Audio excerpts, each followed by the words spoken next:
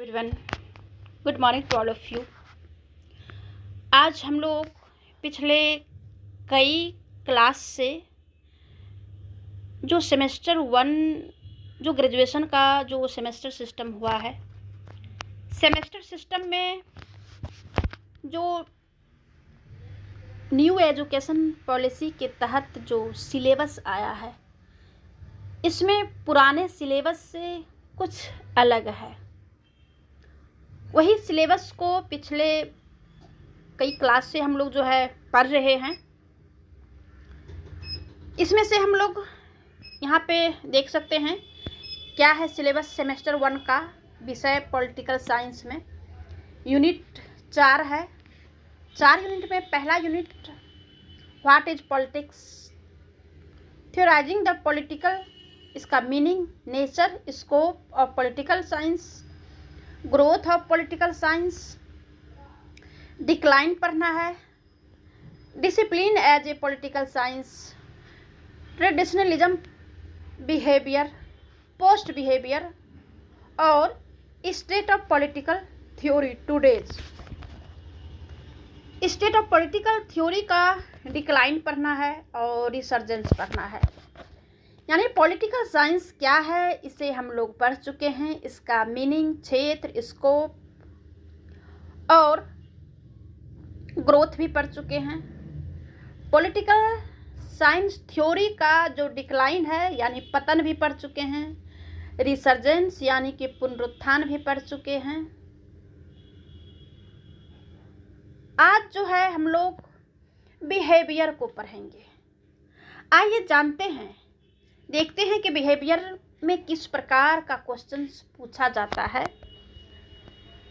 वही क्वेश्चंस को हम लोग देखेंगे और इसे डिटेल्स में पढ़ेंगे। ये व्यवहारवाद जो है लगभग 2 से 3 क्लास होगी जो आप लोग पढ़ सकते हैं, क्योंकि जब न्यू सिलेबस जब आया है तो उसका बुक अभी जो है मार्केट में आया नहीं है, तो हम भी जो है सिलेबस के अकॉर्डिंग जो सिलेबस में पूछ रहा है वही सिलेबस के अकॉर्डिंग जो है हम भी कई जगह से, कई मीडिया प्लेटफॉर्म से, कई इंस्टीट्यूशंस के थॉट से जो है निकाल करके क्वेश्चन बनाया है और उसका कंटेंट जो है हम आप लोगों के सामने दे रहे हैं।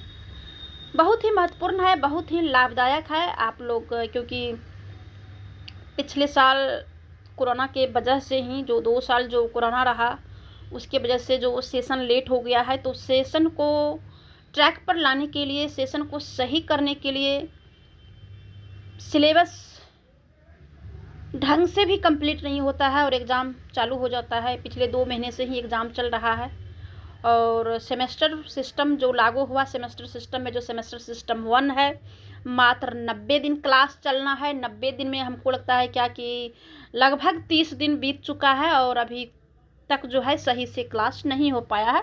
इसी चीज़ को देखते हुए हम जो है इसे जो है पढ़ा करके यूट्यूब पर डालते हैं। आप लोग इसे पढ़ लेंगे, नोट्स बना लेंगे। इससे बाहर क्वेश्चंस न्यू सिलेबस में भी नहीं पूछेगा। देख लीजिए क्वेश्चंस क्या है। ये जो है आप लोगों को पूछा जाएगा कि व्यवहारवाद से क्या समझते हैं। राजनीति विज्ञान के व्यवहारवादी उपागम का आलोचनात्मक विश्लेषण करें। व्यवहारवाद से संबंधित जितने भी कंटेंट है, जैसे लक्षण है, सीमा है, उपलब्धियां है, क्या देन है इसकी, क्या मान्यता है, इन सारी चीज़ों को जो है आज हम देखते हैं।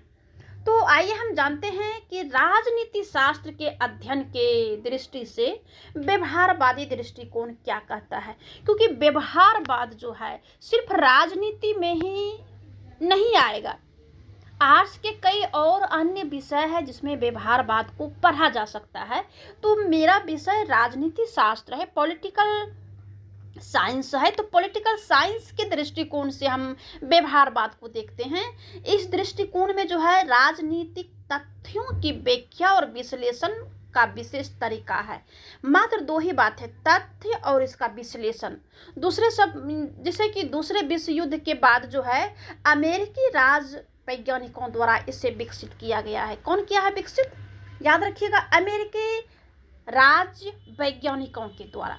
व्यवहारवादी सबसे पहले जो है वेस्टर्न में जो है इसे विकसित किया है, और वही जो है महसूस किया है कि व्यवहारवादी जो है इसके ऊपर जो है अध्ययन किया जाए। और ये जो है राजनीतिक व्यवहारवाद को अधिक महत्वपूर्ण और मुख्य मानते हैं। व्यवहारवादी सबसे पहले राजनीतिक शास्त्रों, व्यक्ति तथा समूहों के राजनीतिक व्यवहार का मुख्य विषय है। ऐतिहासिक महत्व की घटना, याद रखिएगा, घटना, संस्था और संविधान, इसका अध्ययन को कम महत्व देते हैं।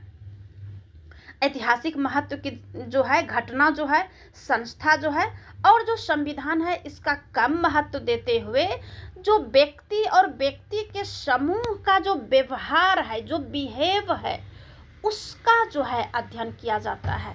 इसलिए रॉबर्ट डहल ने कहा है कि व्यवहारवादी क्रांति परंपरागत राजनीति शास्त्र की उपलब्धियों के प्रति असंतोष का परिणाम है। इसका उद्देश्य क्या है?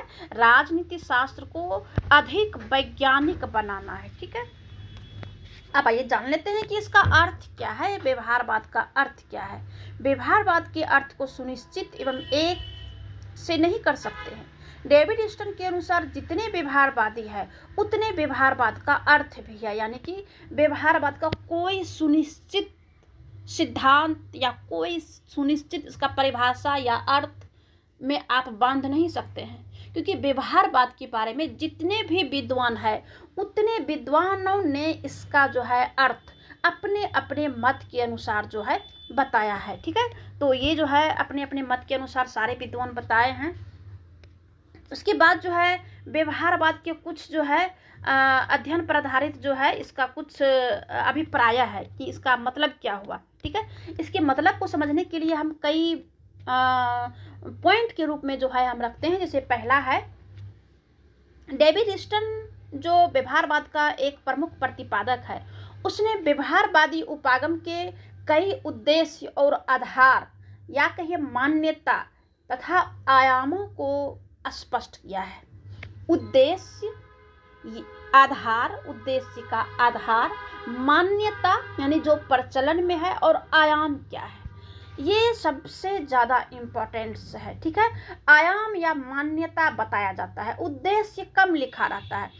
क्वेश्चन जो आता है वो आयाम के नाम से आता है या मान्यता के नाम से आता है। ठीक है, तो इसे अच्छे से याद रखना है। जैसे पहला है नियमितताएं, यानी नियमितताएं, रेगुलरिटी, रेगुलर। व्यवहारवादी मानते हैं कि राजनीतिक व्यवहार के समान सिद्धांतों को खोजा जा सकता है, क्योंकि कुछ निश्चित प्रकार के कार्यकलापों व परिस्थितियों में मनुष्य कुछ निश्चित प्रकार के व्यवहार का ढंग को अपनाता है। कुछ समान सिद्धांतों के आधार पर मानवीय व्यवहार की व्याख्या व भविष्य के लिए संभावनाएं व्यक्त की जा सकती है। यानी कि कोई निश्चित समय है या सिचुएशन है या परिस्थिति है, तो हर एक परिस्थिति में मनुष्य का व्यवहार एक समान देखने को नहीं मिलेगा। तो डेविड ईस्टन कहता है कि हमेशा यानी रेगुलर यानी नियमित रूप से मनुष्य के व्यवहार का अध्ययन करना चाहिए और उस अध्ययन के आधार पर भविष्य की रूपरेखा को तय करना चाहिए। मुख्य बात यही है। दूसरा जो पॉइंट है, सत्यापन जो है, सत्यापन मानवीय व्यवहार के संबंध में एकत्रित सामग्री को दोबारा जांचने और उसकी पुष्टि करने की क्रिया को सत्यापन कहते हैं। क्या है? सत्यापन। सत्यापन अलग है। ठीक है, ये पॉइंट है सत्यापन,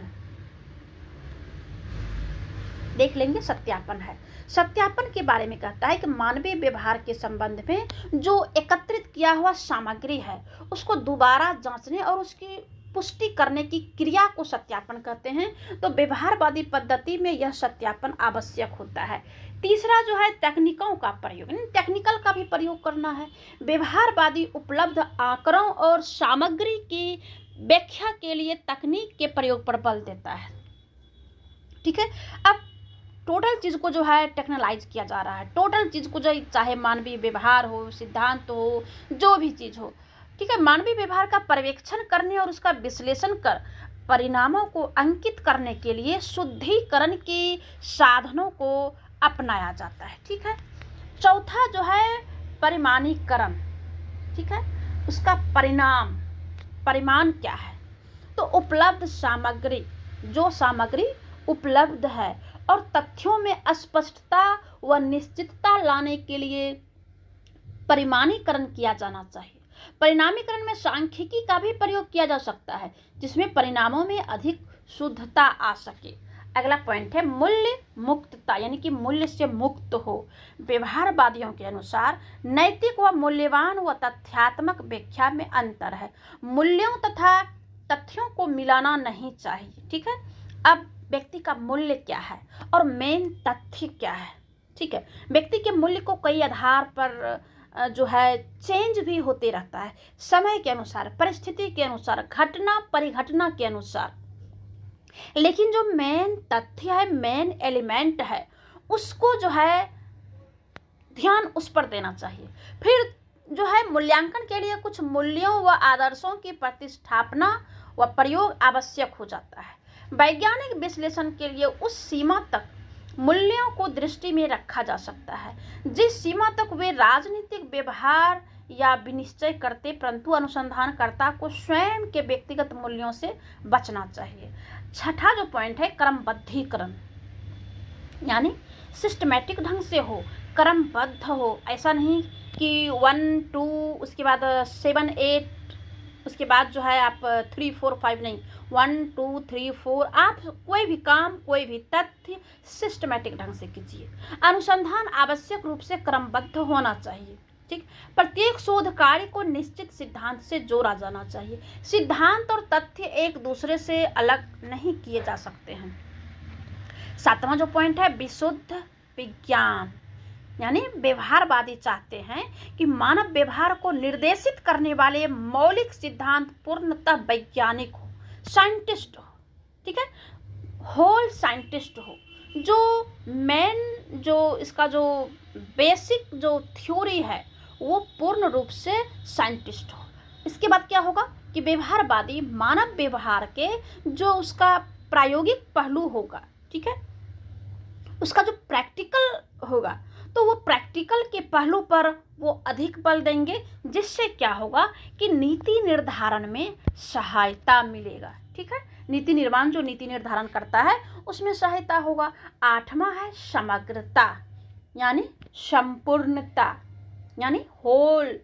व्यवहारवादी चाहते हैं कि एक प्रमुख मान्यता यह है कि समस्त मानव व्यवहार एक ही पूर्ण इकाई है और उसका अध्ययन खंडों में नहीं होना चाहिए। व्यवहारवाद के अनुसार मानव व्यवहार में एक मूलभूत एकता पाई जाती है और इसी कारण विभिन्न समाज विज्ञान परस्पर अत्यंत समीप में है। व्यवहारवादियों के अनुसार राजनीति शास्त्र भी जीवन की इस मूलभूत एकता के अभिष्ट लक्ष्य की उपेक्षा नहीं की जा सकती है। ठीक है, तो ये व्यवहारवाद का उपागम रहा, आयाम रहा। ठीक है, आगे जो है हम व्यवहारवाद की सीमाएं को पढ़ेंगे। वीडियो बड़ा हो जाएगा, आप लोग ना सुनेंगे ना पढ़ेंगे। ठीक है, तो इसलिए जो है इसे जो है हम अगले वीडियोज में पढ़ाएंगे।